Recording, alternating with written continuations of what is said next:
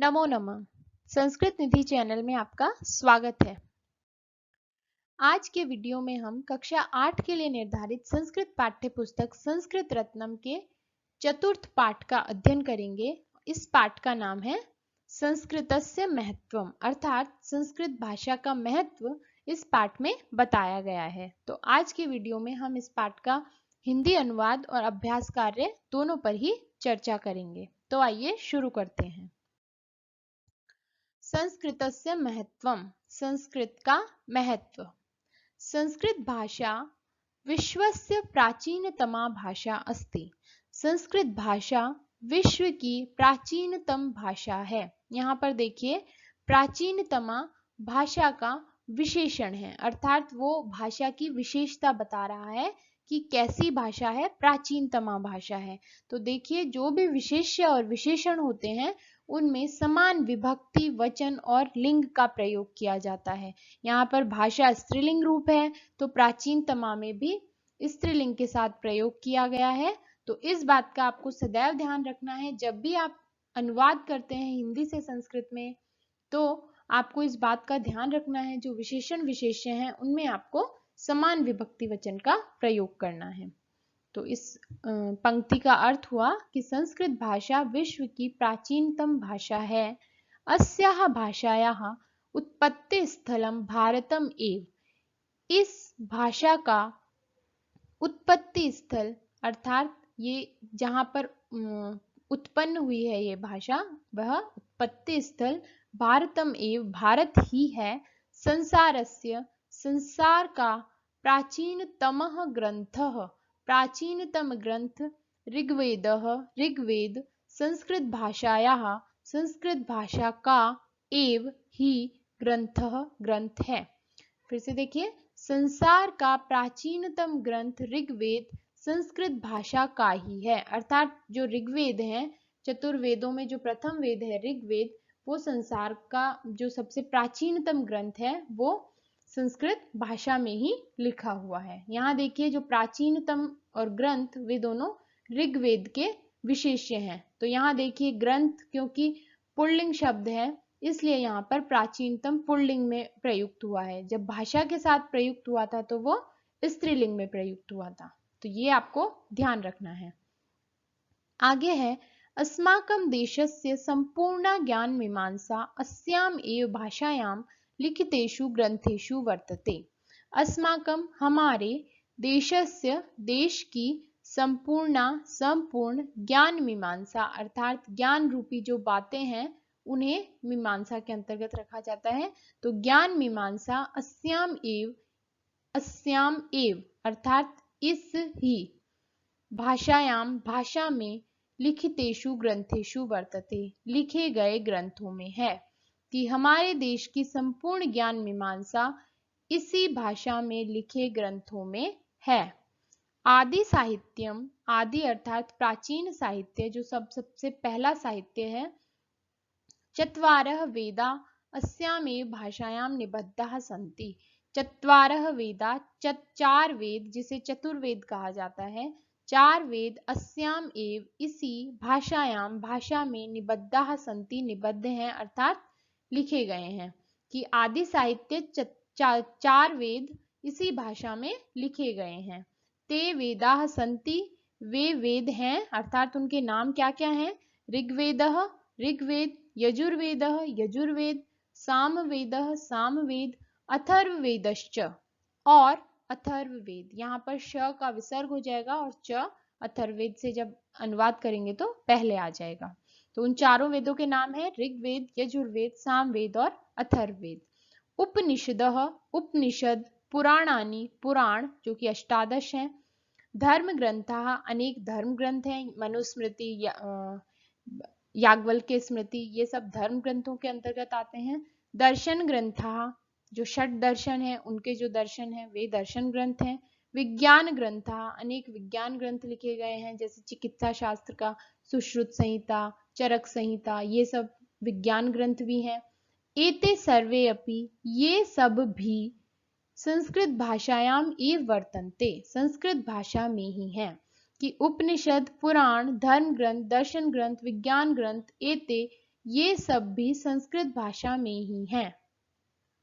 संस्कृत भाषायाः वैशिष्ट्यमस्ति, संस्कृत भाषा का वैशिष्ट्य है ध्वनि लिपयोः अभेदः, अर्थात ध्वनि और लिपि का अभेद। ध्वनि होता है जिसका हम उच्चारण करते हैं, जो भी हम बोलते हैं उसे हम ध्वनि कहते हैं, साउंड, तो वो ध्वनि कहलाता है। और लिपि होती है जो हम लिखते हैं, जैसे कि संस्कृत भाषा को लिखने के लिए देवनागरी लिपि का प्रयोग किया जाता है। तो जो भी हम बोलते हैं उसको जब हम लिखते हैं तो वो लिपि हो जाती है, और जो हम बोलते हैं अपने मुख से उसको हम कहते हैं ध्वनि, अर्थात हमारा उच्चारण। तो संस्कृत भाषा का सबसे बड़ा वैशिष्ट्य क्या है? ध्वनि लिपयोः अभेदः, अर्थात ध्वनि और लिपि का अभेद, अर्थात उनमें कोई भेद नहीं है। अर्थात यथा उच्चारणम तथा लेखनम, अर्थात जैसा हम उच्चारण करते हैं वैसा ही लिखते हैं। ऐसा नहीं है कि शब्द का उच्चारण कुछ और हो रहा है और उसको लिखा कुछ और जा रहा है। तो ये संस्कृत भाषा का सबसे बड़ा वैशिष्ट्य है। उच्चारण लेखनस्य साम्यम इमाम भाषाम अन्यासाम भाषाणाम अपेक्षया वैज्ञानिकीं साधयति। उच्चारण लेखन के देखिए यहाँ उच्चारण लेखनस्य, उच्चारण और लेखन के साम्यम अर्थात समानता, इमाम भाषाम इस भाषा को, अन्यासाम भाषाणाम अन्य भाषाओं की अपेक्षा से वैज्ञानिकीं साधयति वैज्ञानिकी सिद्ध करती है। अर्थात जो उच्चारण और लेखन की जो समानता है वो इस भाषा को, अर्थात संस्कृत भाषा को अन्यासाम भाषाणाम अन्य भाषाओं की अपेक्षा वैज्ञानिकीं साधयति अर्थात वैज्ञानिकता को सिद्ध करती है। ये जो विशिष्टता है कि उच्चारण और लेखन की जो समानता है वो संस्कृत भाषा की वैज्ञानिकता को सिद्ध करती है। अस्याः भाषायाः इस भाषा की अपरम अर्थात दूसरी या अन्य वैशिष्ट्य वर्तते, वैशिष्ट्य है सूत्रात्मक शैली, सूत्र रूप में लिखा जाना। तो इस भाषा का अन्य वैशिष्ट्य है सूत्रात्मक शैली। सूत्र कहते हैं संक्षिप्त रूप को, अर्थात कोई भी बात जिसे हम संक्षिप्त रूप में कहते हैं उसे हम सूत्र कहते हैं। अस्याम भाषायाम इस भाषा में स्वल्पै शब्दैः अर्थात स्वल्पै अर्थात कम शब्दों से एव हि विशद अर्थम प्रकटयितुं सामर्थ्यम अस्ति। विशद अर्थात बड़ा या विस्तार, विस्तार अर्थ प्रकट करने का सामर्थ्य है, कि इस भाषा में कम शब्दों से ही विशद अर्थात विस्तृत अर्थ प्रकट करने की सामर्थ्य है। अस्य वैशिष्ट्य द्वयस्य इस वैशिष्ट्य द्वयस्य अर्थात दो वैशिष्ट्य के कारण से वैज्ञानिका कथयन्ति वैज्ञानिक कहते हैं, यत् कि संगणकस्य कृते, संगणक कहते हैं कंप्यूटर को, तो कंप्यूटर के लिए इयं भाषा यह भाषा उपयुक्ततमा अस्ति सबसे उपयुक्त है, उपयुक्ततमा अर्थात सबसे अधिक उपयुक्त है। तो ये जो ऊपर दो वैशिष्ट्य बताए गए हैं, ध्वनि और लिपि का अभेद और सूत्रात्मक शैली, इस कारण से वैज्ञानिकों का ऐसा मानना है कि संस्कृत भाषा कंप्यूटर के लिए सबसे अधिक उपयुक्त भाषा है। आगे है अस्याः भाषायाः इस भाषा का साहित्य विपुल वर्तते, अत्यधिक विपुल अर्थात बड़ा है। अनेके कवयः अनेक कवियों ने अस्याम एव भाषायाम अस्याम एव इसी भाषा में स्वीयाम अर्थात अपनी रचना कृतवन्तः की अनेक कवियों ने इसी भाषा में अपनी रचना की। तेषु उनमें आदि कवि वाल्मीकि, व्यासः व्यास, वेदव्यास जिन्होंने महाभारत की रचना की, भास जिन्होंने अनेक नाटकों की रचना की, कालिदास जिन्होंने अभिज्ञान शाकुंतलम, मेघदूत आदि ग्रंथों की रचना की, बाणभट्ट जिन्होंने कादम्बरी ग्रंथ की रचना की, हर्षचरितम की रचना की, भवभूति ने 3 नाटकों की रचना की है, उत्तर रामचरितम, मालती माधवम, इस प्रकार से दंडी जिन्होंने काव्य शास्त्रीय ग्रंथ भी लिखा है और साहित्य भी लिखा है। भारवी, भारवी का किरातार्जुनीयम बहुत प्रसिद्ध है। माघ, माघ ने शिशुपाल वध नामक काव्य की रचना की है। विष्णु शर्मा जिन्होंने पंचतंत्र की रचना की है, जिसकी कथाएं अत्यधिक प्रचलित हैं। इत्यादयः, इत्यादि प्रमुखाः, प्रमुख हैं कि अनेक, इस भाषा में अनेक साहित्य लिखा गया है और अनेक कवियों ने अपनी रचना संस्कृत भाषा में की है। तो उन कवियों में कौन कौन मुख्य हैं, प्रमुख हैं, उनके नाम यहाँ दिए गए हैं। इदानीमपि, अभी भी, अस्यां भाषायां, इस भाषा में, विविधानि, विविध, काव्यानि, काव्य, रच्यन्ते, रचे जा रहे हैं। अर्थात ऐसा नहीं है कि प्राचीन काल में ही रचे जाते थे, आधुनिक समय में भी अनेक ऐसे आधुनिक कवि हैं, ऐसे साहित्यकार हैं जो अभी भी इस भाषा में अपने काव्यों की रचना कर रहे हैं। अस्याम भाषायाम, इस भाषा में, शब्द निर्माणस्य, शब्द निर्माण की असीम क्षमता, असीम अर्थात जिसकी कोई सीमा नहीं है, असीम क्षमता है। अनया भाषया, इस भाषा से, अन्याः क्षेत्रीय भाषाः समृद्धाः भवन्ति, कि इस भाषा के द्वारा अन्य क्षेत्रीय भाषाएं समृद्ध होती हैं। अर्थात ऐसे अनेक शब्द हैं जो संस्कृत भाषा के शब्द हैं, किंतु वे अनेक जो क्षेत्रीय भाषा अर्थात एक क्षेत्र विशेष में बोली जाने वाली भाषाओं में बोले जाते हैं। अस्माकं, हमारे, षोडश संस्काराः, षोडश अर्थात 16 संस्कार, संस्कृत भाषया एव, संस्कृत भाषा से ही संपन्नाः भवन्ति, संपन्न होते हैं। भारत सर्वकारस्य, भारत सर्वकार अर्थात सरकार, भारत सरकार का, सर्वेषु महत्वपूर्णेषु, सभी महत्वपूर्ण, विभागेषु, विभागों में, लक्ष्यम, लक्ष्य, ध्येय वाक्यम वा, या ध्येय वाक्य, प्रत्येक विभाग का अपना एक ध्येय वाक्य होता है, एक लोगो होता है। तो उस ध्येय वाक्य को संस्कृत भाषायाः, संस्कृत भाषा का, वाक्यम एव, वाक्य ही, स्वीकृतम अस्ति, स्वीकृत है, कि भारत सरकार के सभी महत्वपूर्ण विभागों में लक्ष्य अथवा ध्येय वाक्य को संस्कृत भाषा का वाक्य ही स्वीकृत है। कि अनेक ऐसे भारत सरकार के विभाग हैं जिनका लोगो या ध्येय वाक्य संस्कृत भाषा का ही है। भारतस्य राजचिह्नम, भारत का राज चिन्ह, सत्यमेव जयते, अर्थात सत्य की ही विजय होती है, अस्येव उदाहरणम अस्ति, इसका उदाहरण है। ये तो एकमात्र उदाहरण दिया गया है, किंतु अनेक ऐसे विभाग हैं जिनका ध्येय वाक्य संस्कृत वाक्य है। आगे है संस्कृत भाषायाः, संस्कृत भाषा का, पंचतंत्र नामकः, पंचतंत्र नामक ग्रंथः, ग्रंथ, प्रायः विश्वस्य सर्वासु भाषासु अनुदितः वर्तते, प्रायः विश्व की सर्वासु भाषासु अर्थात सभी भाषाओं में, अनुदितः अर्थात अनुवाद किया गया, वर्तते है।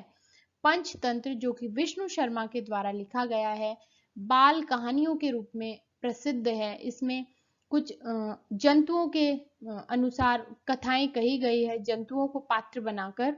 तो वह विश्व की जितनी भी भाषाएं हैं अर्थात सबसे अधिक भाषाओं में उसका अनुवाद किया गया है। एतादृशम सौभाग्यम, एतादृशम अर्थात इस प्रकार का, सौभाग्य, अन्यस्याः, अन्य, कस्याश्चित भाषायाः, किसी भी भाषा का, ग्रंथेन, ग्रंथ के द्वारा, अद्यावधि, अभी तक, न प्राप्तम, नहीं प्राप्त हुआ है। अर्थात इस प्रकार का सौभाग्य जो कि पंचतंत्र को प्राप्त हुआ है कि सभी भाषाओं में, विश्व की जितनी भी भाषाएं हैं उन सब भाषाओं में इसका अनुवाद हुआ है। तो इस ऐसा सौभाग्य अन्य किसी भी भाषा के ग्रंथ को आज तक प्राप्त नहीं हुआ है। अद्यावधि अर्थात अद्य अवधि, आज तक। एकस्य वर्णस्य, एक वर्ण के, प्रयोगेण, प्रयोग से, काव्यकरणम, काव्य करना, संस्कृते एव संभवति, संस्कृत में ही संभव होता है। अर्थात कोई भी एक वर्ण ले लेना, वर्ण अर्थात भाषा की सबसे छोटी इकाई, क, च, त, प अर्थात जो वर्णमाला है, तो किसी भी एक वर्ण के प्रयोग से पूरा काव्य बना देना, एक कविता बना देना, संस्कृत में ही संभव है। और ऐसा जो प्रयोग है वो मिलता है महाकवि माघ की कृति शिशुपाल वध में। महाकविना माघेन विरचिते, महाकवि माघ के द्वारा विरचित शिशुपाल वध महाकाव्य, शिशुपाल वध नामक महाकाव्य में दकारस्य नकारस्य, दकार और नकार अर्थात द वर्ण और न वर्ण, एकमात्रस्य वर्णस्य एकमात्र वर्ण के प्रयोगेण प्रयोग से निर्मितानि निर्मित पद्यानि पद्य अस्य प्रमाणानि सन्ति, इसके प्रमाण हैं। अर्थात महाकवि माघ ने दो ऐसे पद्यों का निर्माण किया है जो एक तो एकमात्र द वर्ण से बना है और एक एकमात्र न वर्ण से बना है, किंतु ऐसा नहीं है कि उन्होंने कुछ भी बना दिया, उस पूरे पद्य का एक अर्थ है। तो ये भी एक संस्कृत भाषा का चमत्कार है। इयं भाषा, यह भाषा जम्मूतः जम्मू से कन्याकुमारी पर्यंतम, कन्याकुमारी तक भारतम भारत को एकस्मिन् सूत्रे बध्नाति, एक सूत्र में बध्नाति अर्थात बांधती है। इयं यह सर्वविधान सभी प्रकार के भेदभावान भेदभावों को निवार्य अर्थात निवारण करके दूर करके भारतस्य भारत के आत्मरूपेण आत्मरूप से अनुशासनस्य अनुशासन की वाणी अस्ति वाणी है। अर्थात यह भाषा सभी भेदभावों को दूर करके भारत के आत्मरूप अर्थात भारत का जो आत्मा स्वरूप अनुशासन है उसकी वाणी है। अस्याम भाषायाम, इस भाषा में लिखिता लिखे गए सूक्तयः सूक्तियां जीवनस्य सर्वांगीण, जीवन के सर्वांगीण अर्थात सभी प्रकार के विकासम विकास को कर्तुम शक्नुवन्ति करने में सक्षम है। इस भाषा में लिखी गई सूक्तियां जीवन का संपूर्ण रूप से विकास करने में सक्षम है। तो ये था इस पाठ का हिंदी अनुवाद और ये है पाठ के अंत में आए हुए कुछ शब्दार्थ। अब आगे हम देखते हैं प्रश्नों के उत्तर अर्थात इस पाठ का अभ्यास कार्य। तो पहला प्रश्न है प्रश्नानाम उत्तराणि लिखत अर्थात प्रश्नों के उत्तर लिखिए। उसके अंतर्गत पहला प्रश्न है विश्वस्य प्राचीनतमा भाषा का, विश्व की प्राचीनतम भाषा कौन सी है? विश्वस्य प्राचीनतमा भाषा संस्कृत भाषा अस्ति। वेदाः कति सन्ति केचते, कि वेद कितने हैं और कौन से हैं? वेदाः चत्वारः सन्ति, ऋग्वेदः यजुर्वेदः सामवेदः अथर्ववेदश्च। संस्कृत भाषायाम् अन्ये के ग्रंथाः लिखिताः सन्ति। संस्कृत भाषायाम् उपनिषदः पुराणानि धर्मग्रन्थाः दर्शनग्रन्थाः विज्ञानग्रन्थाः एते ग्रन्थाः लिखिताः सन्ति। आगे है संगणक यंत्राय संस्कृत भाषा उपयुक्ततमा अस्ति कथम, कि संगणक अर्थात कंप्यूटर के लिए संस्कृत भाषा सबसे अधिक उपयुक्त है। कथम कैसे, उसका कारण देना है। तो इसका उत्तर होगा संगणक यंत्राय संस्कृत भाषा उपयुक्ततमा अस्ति अस्य कारण द्वयम अस्ति, कि यह सबसे उपयुक्त भाषा है। इसके दो कारण हैं। प्रथमम कारणम अस्ति अस्याः भाषायाः सूत्रात्मक शैली, द्वितीयं च ध्वनिलिप्योः अभेदः, ये दो इसके कारण हैं। संस्कृतस्य 10 रचनाकाराणां नामानि लिखत, संस्कृत के 10 रचनाकार के नाम लिखिए। संस्कृतस्य 10 रचनाकाराणां नामानि अनेन प्रकारेण सन्ति वाल्मीकि, व्यासः, भासः, कालिदासः, बाणभट्टः, भवभूतिः, दण्डी, भारवी, माघः, विष्णु शर्मा च। ये 10 रचनाकारों के नाम हैं। आपको अगर इनके अतिरिक्त भी कोई पता है तो आप लिख सकते हैं, मैंने आपके पाठ के अनुसार ही लिखे हैं। अगला प्रश्न है कः ग्रंथः विश्वस्य सर्वासु भाषासु अनुदितः वर्तते, अर्थात कौन सा ग्रंथ विश्व की सभी भाषाओं में अनुवादित हुआ है अर्थात ट्रांसलेट हुआ है। तो पंचतंत्रः ग्रंथः विश्वस्य सर्वासु भाषासु अनुदितः वर्तते। आगे है एतेषां शब्दानां विभक्तिम वचनम लिंगम च लिखत, नीचे लिखे कुछ शब्द हैं, उनके विभक्ति वचन और लिंग लिखने हैं। तो यहाँ इनके शब्द दिए गए हैं, ये इधर उनकी विभक्ति वचन और लिंग है, ये आपका उत्तर है, ये मैंने लिख दिए हैं सभी। अगला प्रश्न है एतेषां पदानां संधि विच्छेदम पदच्छेदम वा कुरुत। नीचे कुछ पद दिए गए हैं, उनका संधि विच्छेद या फिर पदच्छेद कीजिए। पहला है अस्यामेव, अस्याम एव, सर्वे अपि, सर्वे अपि, सामर्थ्यम अस्ति, सामर्थ्यम अस्ति, इदानीम अपि, इदानीम अपि, स्वीकृतम अस्ति, स्वीकृतम अस्ति। आगे है अधः प्रदत्तानां संयोगम कुरुत। नीचे कुछ पद दिए गए हैं, उनका संयोग करना है अर्थात जोड़ना है, संधि विच्छेद दिया हुआ है उनका। उसके अंतर्गत पहला है अस्याम एव, अस्याम एव, संस्कृत भाषायाम एव, संस्कृत भाषायाम एव, स्वीकृतम अस्ति, स्वीकृतम अस्ति, वाक्यमेव, वाक्यमेव, अस्यामेव, अस्यामेव, इदानीमेव, इदानीमेव। अगला है प्रत्यांतम पदम निर्मीयत, अर्थात प्रत्यय के अंत में कुछ पद दिए गए हैं, उनको बनाकर निर्माण करो, उनका निर्माण करो।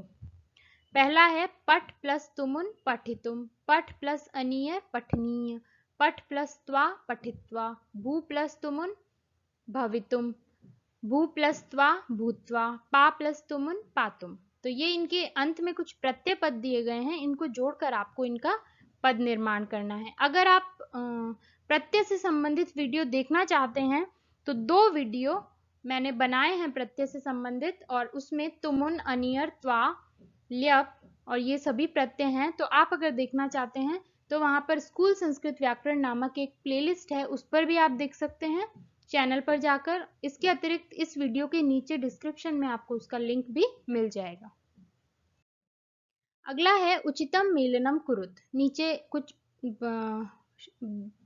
पदों के वाक्य दिए गए हैं, उनको आपको मेल करना है। तो कैसे मिलाएंगे? ऋग्वेदः, तो ऋग्वेद है संसारस्य प्राचीनतमः ग्रंथः, संगणकस्य कृते उपयुक्तमा संस्कृत भाषा, मागः शिशुपाल वध महाकाव्यम, अर्थात जो जिससे संबंधित है उसको उससे मिलाना है। संस्कृत भाषा विश्वस्य प्राचीनतमा भाषा। आगे है वाक्यानि शुद्धम शुद्धानि कुरुत, वाक्यों को शुद्ध करिए। पहला वाक्य है सह मानवतां कृते कार्यम कुर्वन्ति, अर्थात इनमें कुछ अशुद्धियां हैं इन वाक्यों में, तो आपको उनको शुद्ध करना है। तो पहला वाक्य है कि वह मानवता के लिए कार्य करता है।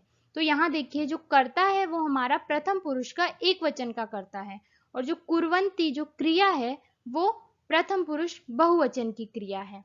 तो एक तो यहाँ पर अशुद्धि है ये, क्योंकि जो कर्ता होता है वो सदैव क्रिया, जो क्रिया होती है वो सदैव कर्ता के अनुसार लगेगी, तो सह के साथ लगेगा करोति। इसके अतिरिक्त कृते के योग में सदैव षष्ठी विभक्ति आती है, तो मानवता में षष्ठी विभक्ति का प्रयोग होगा, तो वाक्य बनेगा सह मानवतायाः कृते कार्यम करोति।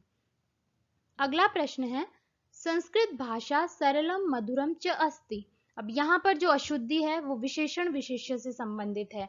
संस्कृत भाषा कैसी है? तो संस्कृत भाषा स्त्रीलिंग का रूप है, तो जो विशेषण, जो उसका विशेषण है वो भी उसके लिंग विभक्ति वचन के अनुसार ही होगा। तो भाषा जो है वो स्त्रीलिंग का रूप है, तो सरला और मधुरा दोनों में स्त्रीलिंग रूप बनेगा, तो वाक्य बनेगा सरल, संस्कृत भाषा सरला मधुरा च अस्ति। अगला प्रश्न है संस्कृतस्य प्रयोगः संपूर्णे देशे भवन्ति। अब देखिए यहाँ पर भी जो करता है संस्कृत, एकमात्र अकेला करता है संस्कृत, तो उसका प्रयोग संपूर्ण देश में होता है, किंतु यहाँ पर जो क्रिया है वो बहुवचन की क्रिया है, तो हमें यहाँ पर जो अशुद्धि है वो कर्ता क्रिया के अनुसार है, क्रिया जो है वो कर्ता के अनुसार आएगी। संस्कृतस्य प्रयोगः संपूर्णे देशे भवति, इस प्रकार से। अगला है बहवः कवयः इदानीमपि काव्यम करोति, अनेक कवि अभी भी काव्य करते हैं।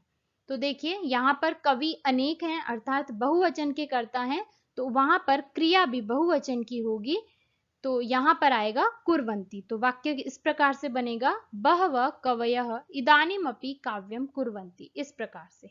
तो ये था आपका पाठ 4, कक्षा 8 का पाठ 4, जिसका हिंदी अनुवाद भी हम कर चुके हैं और अभ्यास कार्य भी। यदि फिर भी आपको पाठ से संबंधित कोई प्रश्न है तो आप मुझे कमेंट करके पूछ सकते हैं, और वीडियो को लाइक और शेयर करें, चैनल को सब्सक्राइब करें। मिलते हैं अगले वीडियो में एक नए विषय के साथ। जय तो संस्कृतम।